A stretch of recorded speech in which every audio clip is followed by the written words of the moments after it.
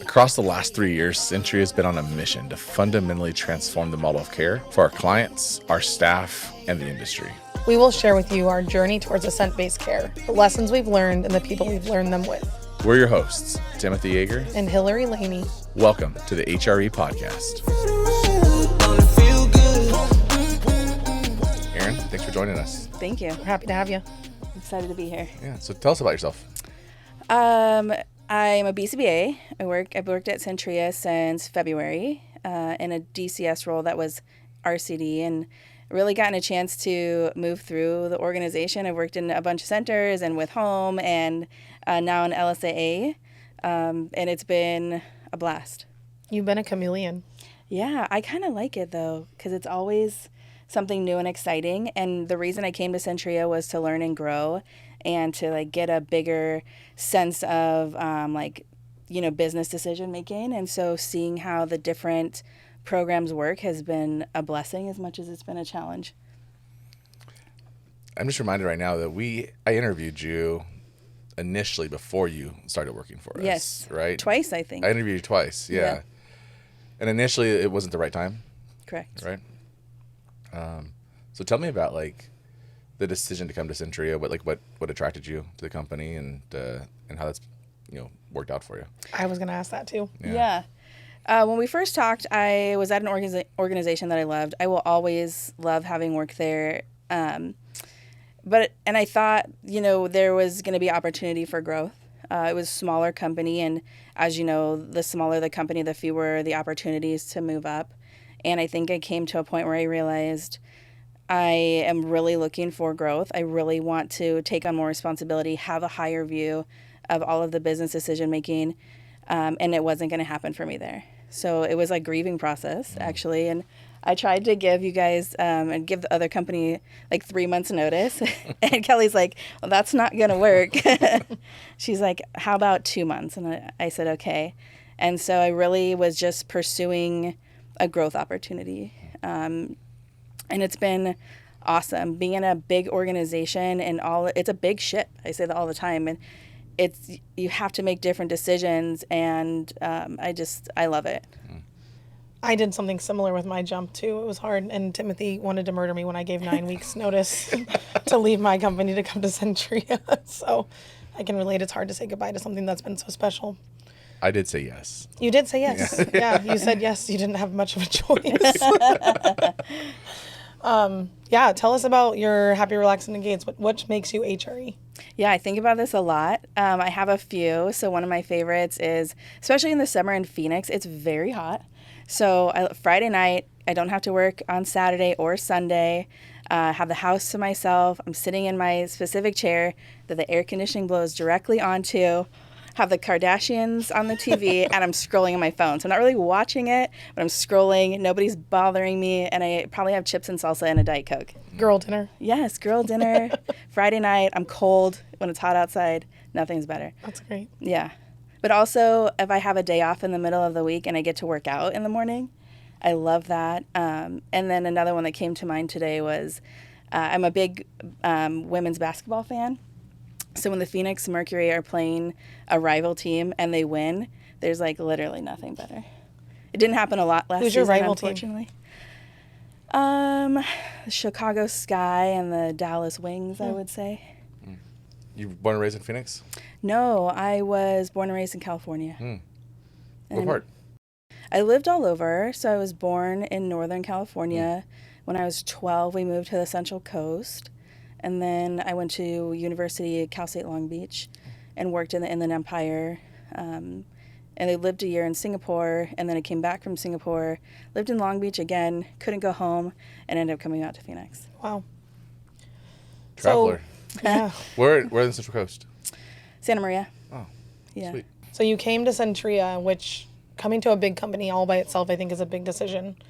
But I feel like, have really tried to attract people who want to be on a mission with us. So tell us about what the Foundations of Care has meant to you in your role here at Centria, and what it has looked like in your role to be a part of it. Yeah, great timing on that question, because I literally just finished mentorship this week. I checked off the last box, Congratulations. watched the last video. That's all I had to do. Your shirt should be in the mail. Yes. I messaged Britt immediately. I said, I'm done. I did it. There was a time I thought I might not. So it was really exciting.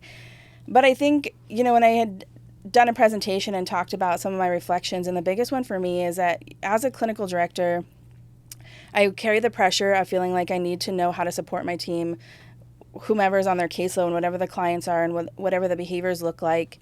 But I don't spend as much time learning clinically at that level. And so I realized that my ability to support them capped out at my own clinical experience. And I carried this weight of inadequacy, that if we had a tough client, I wasn't going to be able to help them. And that's really what the Foundations of Care and the mentorship has done for me, is it's added a tool to my tool belt that allowed me to navigate challenging behaviors in a way that I couldn't before. I remember that. So when you were first being supported by Lisa, I remember there were a couple clients that you were really passionate about bringing on, but you shared with her that you didn't feel you could support them and you really needed us to support them. Yep. And she and I had a lot of lengthy conversations about that. And of course, we ultimately helped support. And in those conversations, she and I talked, and this is a theme of the ideal is that we don't support, that like the director supports, and then they come to us when they feel like they need an additional layer. And so I love to hear you say that, because knowing that you now feel more confident to step in and do the basics, like make sure that we have a really enriched environment, make sure that we're responding kindly to our clients. Anyone can do it if they want to lean in. It's a great skill to have learned and to be able to share with any team that you're going to support future forward. Yeah, and I'll say I graduated mentorship, but I am not proficient. To me, it's like passing your BCBA exam just means that you understood the task list and could answer some questions, but it doesn't mean that you have experience in the job and that you're an expert by any means. So I'm just excited to continue working on that and learning and growing so that I can better support the team. I love that. And I have another follow-up question, because we are now embarking on a journey to make sure that our directors are experts. We want our directors to be able to do this approach in its entirety with excellence, not just base level, not just like you did it once, you're good to go, but with the excellence that I might bring to the table or someone on my team might. So thinking about that in the mentorship you just went through, what would you say you still need to have experience with or grow in to be able to say confidently, to some degree, I am an expert? I need to go through what the supervisors went through, that I am an experiential learner, only speaking for myself. And so watching them have to write the plans and get feedback on the plans, and the level of support they got in that mentorship was incredible. And I need to do what they did to feel like I'm going to be able to support them with that. I agree. I'm glad you feel that way, because that's what we're going to try to do. Yeah. Like you mentioned growth, right? Yeah. As a goal of yours. And I was wondering if like this mentorships allowed you or changed your practice in any way to where you've seen your skill set, not just as a supervisor or as a director, but like just your views on ABA and your practice. Has it grown? Yeah, it's been a major pivoting point for me. I think because I didn't have that tool in my tool belt, and I was constantly anxious about coming in contact with a client that I wasn't able to support, that I decided to put down the clinical hat. And I would say I'm not a clinical person. Like, I don't actively pour into that bucket. I pour into the business bucket or the leadership bucket. And I do really value those things. But having this tool has allowed me to say, that's a story. Yeah. That I'm not a clinical person. That's a story. And I can choose to put that story down and pick up the clinical piece again and maybe not be afraid of that. Yeah. I'll never be Hillary, and that's okay. But, in talking with you recently, well, she's an expert at this, and what do I want to be an expert on? And so it's not, PFA and SBT and the Foundations of Care are incredible and so aligned to the mission at Centria. But what lights me up and fills my cup is RFT and peak. And so I'm like, I can choose to be an expert in those things and act. And I feel more confident in being able to do that. That's awesome. We recently had a really great conversation, Erin and I, when I was in Arizona, about her vision of what she could be at Centria. And I said to her, one of the things we really value as a clinical team is people coming to the table with their own perspective and their own expertise. Like, you don't need more of me. Nope. You don't want more of me anyway. Trust me. I'm joking. No, you're not, but that's okay. And you don't need another Emily Callahan, and you don't, because like they fill a need. Yeah. Everyone on the team has a very niche approach to solving problems that we have, and it's an important problem to solve, and one person can't do everything. 100%. And so when we talked, Erin had asked me, like, what would it take? What is the company looking for growth? And I said, we want people who are strong and confident in their areas of knowledge and can bring it to the table and educate the rest of us. Like, because I don't know how to do, I took a peak, I took a peak training like 7 years ago. Yeah. And like, I could run a peak assessment, but I could never build out peak across the company. And that's one of our goals is to do that. And so having somebody who already has that as a passion, what I told Erin is grow that, like lean into that and make that your special area that people go, oh, you want to learn about peak, go talk to Erin Cook. Yeah.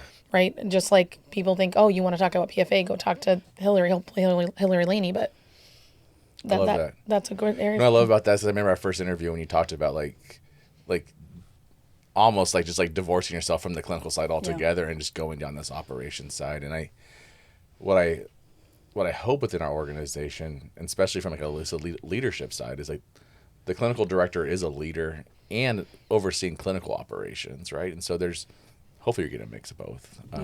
To double down on what Hillary said is, as an organization, we want like passionate people to lead, and if like RFT is the direction that we're headed as an organization, that's like the next iteration of like our curriculum and like what we want to accomplish. And so that's a passion of yours. Like, don't just know it, do it. Yeah. And if there's something that we can do to help support you to do it, then we want to provide that. When Timothy says do it, he means take the place you own, your center, and teach your people to do it. I left our conversation and I wrote down, like, what do you want to be an expert at?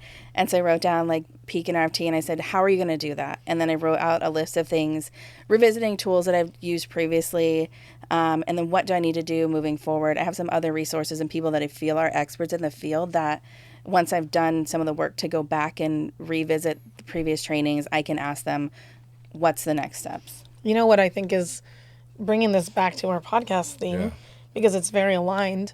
There are people right now currently trying to marry ACT and SBT, and it's something that I think is very aligned. And having someone who can help marry those two, like have the knowledge base on both sides and the expertise on the ACT side, which we don't currently have in our department, is something really exciting and I think very powerful. And so do it, like show it and let us learn from you. Yeah.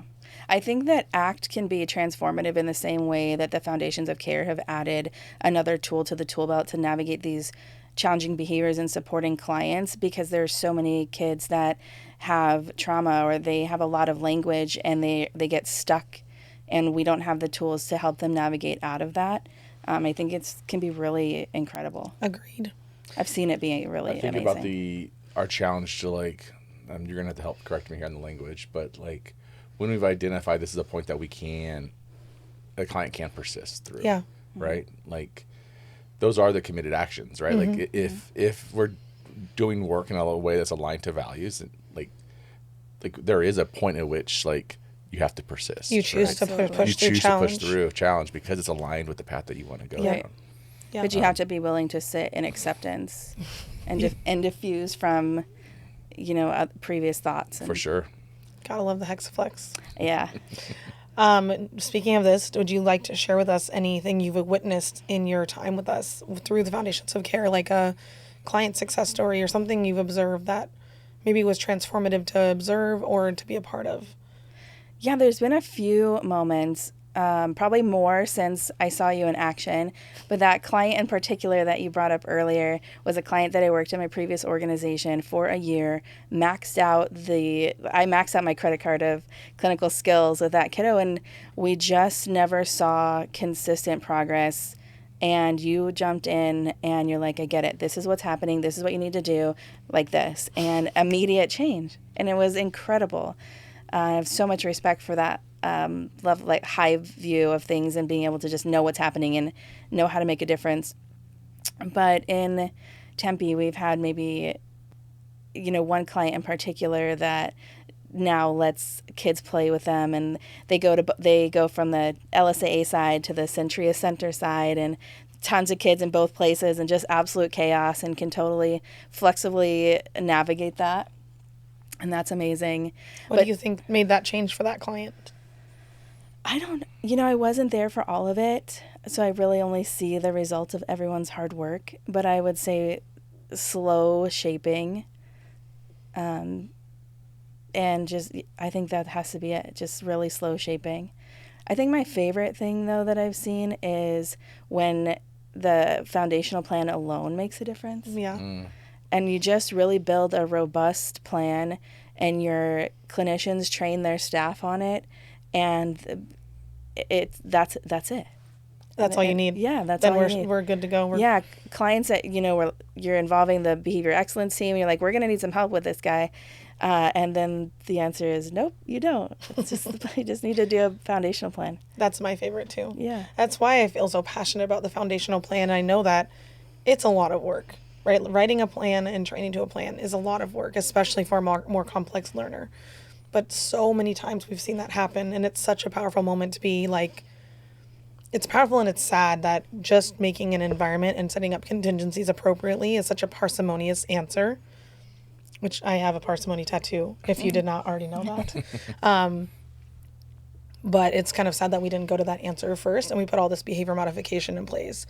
It does take work to kind of untangle and set things up appropriately, but it saves so much work on the part of the clinician, the technician, and the client to do that from the start, rather than trying to build out these complex reinforcement contingencies and learning pathways. Some kids just need the better environment, and they're pretty good to go. Yeah, and then they're happy. Yeah. And that's amazing. And I just want to say, like, you don't have to be happy all the time to be learning, right? That's what we were talking about, was like there's a point at which you choose to engage when it's challenging. Yeah. And that is almost, I'm talking about that tomorrow, but it's almost its own form of HRE, of like, I'm okay in this challenge, and I don't need to get away from it to reset myself. I can handle it. Yep. You spoke about foundational plans. How have the use of foundational plans, like in your center, like, have you seen changes, or like how has that shifted, like the culture, the practices, like what you observe when you walk through your center? Yeah, it has. I would say that across the board, the clinicians are more flexible. And then they're more flexible with the clients, and then the technicians are more flexible with the clients, and then the clinicians are more flexible with the technicians. So across the board, they're more flexible, and that to me is how you make it through life. You have to be permission to like give grace. Yeah, Yeah. yeah, absolutely. Love that. It goes to what we've talked about a lot, which is we have focused so much on the foundations of care for our clients. Yeah. And I think Timothy and I have had more and more conversations about shifting that focus on the values and action with our clients to the values and action with our staff. Yes, that's something I'm really passionate about, and I've done a lot of work with the clinicians on my caseload, and saying, they're like, this technician came and did this. And I said, okay, but what training did you provide? And how are you taking data? Have you talked to them about it? They just want to go straight to the write-up because they don't know what else to do. And you have to assume positive intent. You have to challenge your own story about what you think is happening, and you have to be willing to give grace. And we had a little bit of a gossip problem in our center. I think that's very common when you have a group of people together in the same room. And I told them it doesn't improve psychological safety. It doesn't teach you any skills, and it doesn't improve the outcomes for the clients. And what we're going to do instead is we're going to be a team, and we're going to support each other, and we're going to give each other grace. In the same way we support our clients when they need help or they need support with something, if they don't have a skill, we teach them that. We're going to do that for each other. Yeah. I love that. What are the demands in the moment that we can pull back? Yeah. What are the skills that are lacking? What in the environment is setting us up for failure? Yeah. Yep. And how can we as a leader support and deliver change? I think that's true leadership. And how do you want people to feel when you walk away from them? And how do you want them to feel as a result of your interactions? Or when you're walking towards them. Are you a CMOR? Have you conditioned yourself as a punisher? An SDP? Yeah. I almost was going to say that I saw a quote recently, acting as if it wasn't your presentation, but you cite something in your presentation that like people don't remember like what you did, but they remember how you make It's them Maya feel. Angelou. Yeah. Yeah, people never don't remember what you did or what you said, but they'll always remember how you made them feel. Yeah. And I think I'll give away some of my talk, but the takeaway is like contingencies are not the problem. How we manage contingencies is, and we can make a choice to choose to manage a contingency with grace and with the other person's dignity in mind, or with only our goal in mind. And Yep. It's not just the what, it's the how. it's the how. Absolutely. The journey It's- matters is more than the destination. Yes, absolutely. Everything's a choice. And we control our expectations, and that's it. And our actions. Yeah, interactions. Yeah. Yeah. Speaking of SCP, though, I used to want to make a shirt that says "I'm with SDP." Yeah. Why? I don't know, just to be funny. I love it. Ask ABA shirts. Yeah. ask Jocelyn to use her Cricut and make you one. Yeah, or I wanted to make another one that says "I'm being attacked." I love it. Yeah. Well, I really appreciate you having a conversation with us. Yeah. And flying here. I love Really- to travel. I'll come on anytime. I appreciate it. What do you see for your future? That's a great question. I don't know. The easiest answer is just continuing to learn and grow. And see where the world takes you? Do you have Yeah. any big aspirations? No. You don't? Not really. I like to be in charge, so I like to be a leader. So I just see myself continuing to grow. There's little things like I'd like to get to a point where I'm not having to be in person, where I can travel and work and have some more flexibility in that way. But that's really it. So long as I'm continuing to be challenged and I'm learning and I'm growing and I'm taking on more responsibility and getting access to those bigger picture things, I'm flexible with everything else. I love that. Seems to be like your journey, your story is, I was thinking about like the different jobs you've had at Centria combined with like your travel and movement, the ability to be open and be flexible to like what's ahead Lean Yeah. in. and just leaning in. Yeah, I said that this week. I'm flexible. I'm open to anything. I'll give you my very real feedback on what I think the pros and the cons are, but I'll do anything. And I think that's wonderful, and in some ways could be your downfall. And it's also okay to have boundaries and say, this Yeah. is what I would prefer. Absolutely. That is hard for me, for sure. I can acknowledge that. Because some people and many people in this world would say, well, Erin will always say yes, so let's just ask her. Yes, I know I love to be a yes person, but I also know my learning style, that I have to understand something like inside and out, and to the point where I understand it from that higher perspective, but it takes time. Yeah. And so if I'm not in a position or in a role that's really stable for a longer period of time, it takes me a lot longer. Yeah, that makes sense. So that's where that downfall is, for sure. But no is powerful. Boundaries are important. Yeah. I have a question I've been like sitting on, and I wasn't sure if I'm gonna ask it. Okay. Arizona Yes. is an area that Century has struggled in for quite some time. We haven't made the best decisions at times. We've had a reputation that's suffered as a result, and we're working really hard to like change that. We're you and others. We've hired a lot more leadership that's on the ground, part of the community. Yeah. And I'm wondering, like, I'm sure that was in the back of your mind when you made the decision to come to Centria, is like the reputation that you'd heard, and I wonder, like, what the risk that you took to do that, and like what you found once you got here, and how maybe the story or the truth and the false part of that narrative that existed. Yeah, it was a risk. But in this market and the way that BCBAs can move around, even clinical directors, it's a small risk. If I don't like it, I can go somewhere else, and that's an unfortunate situation, but it's true. That is the truth of our labor market right Yeah. now. Yeah, but here's what I found is it's probably been a while since you had a case, but when you take over a case from another BCBA, there's 1,000 things you would change and do different, and you want to sit in this place of judgment of like, I can't believe they did it this way. That's not the way I would do it.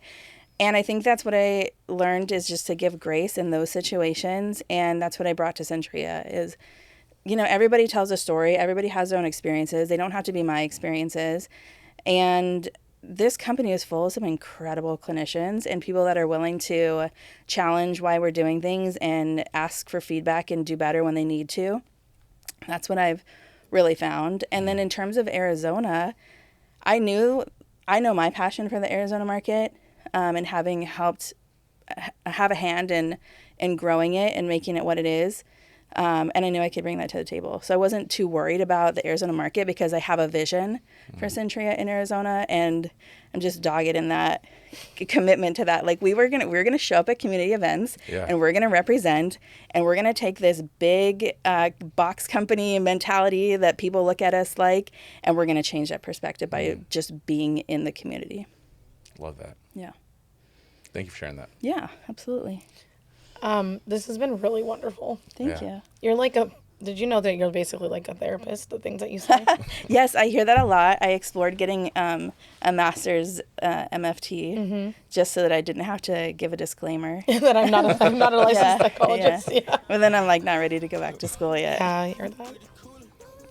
Awesome. Well, thank you for taking the time. Thank you Thank you so for much. flying here. Thank you for the work that you do with us at Centria. And thank you for taking the small but risk to be part of this company. It paid off. So thank you so much. I really appreciate it. Awesome. And that concludes another episode of the HRE podcast. Thanks for listening. If the HRE podcast is a part of your synthesized reinforcers, let us know what else would make the perfect reinforcement context for you in the comments below, and join us next time.